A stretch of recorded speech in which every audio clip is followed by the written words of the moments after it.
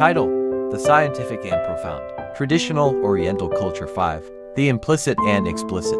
Characteristics of Things in Oriental and Western Cultural Studies. Speaker: Master King Liangyu. Editor: Saiwibenchiology Materials Compilation Group. This lecture compares the research methods of traditional Oriental culture and Western science, focusing on how each studies the explicit, obvious, and implicit hidden characteristics of things. Western science investigates matter by observing measurable elements like cells, atoms, and molecules through the senses and instruments. It relies heavily on explicit features, those that can be seen, touched, or calculated. For example, a leaf is studied through its visible structure and components. This scientific method seeks truth through external observation. In contrast, traditional Oriental culture asserts that what we observe is limited by our perceptual capacity.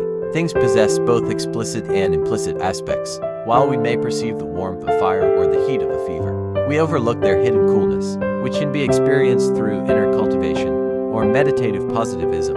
This deeper insight goes beyond sensory input. The Book of Changes Joyi teaches that fire contains both yang heat, explicit, and yin coolness, implicit. Though yin is not visible, it exists within. Oriental culture recognizes this duality, seeing phenomena not just as physical realities, but as layered with hidden meanings and energies. Furthermore, Oriental philosophy considers explicit characteristics to be ultimately illusory products of the grasping mind Zijuo Den, shaped by acquired habits and perceptions.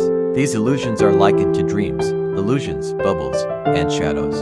Sensory input form, sound, smell, taste, touch, thought cannot reveal the essence of things. True understanding requires transcending these sensory limitations. Therefore, traditional Oriental scientific inquiry dismisses form-based observation. It emphasizes turning inward to reach the essence, while Western science continues down the path of form and external observation, culminating in fields like quantum mechanics.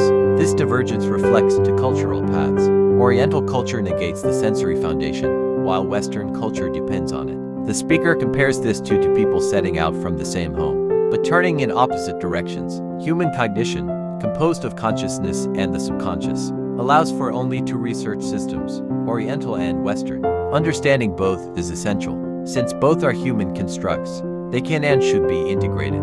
Only through deep comparative study can we harmonize them and arrive at a more complete understanding of reality.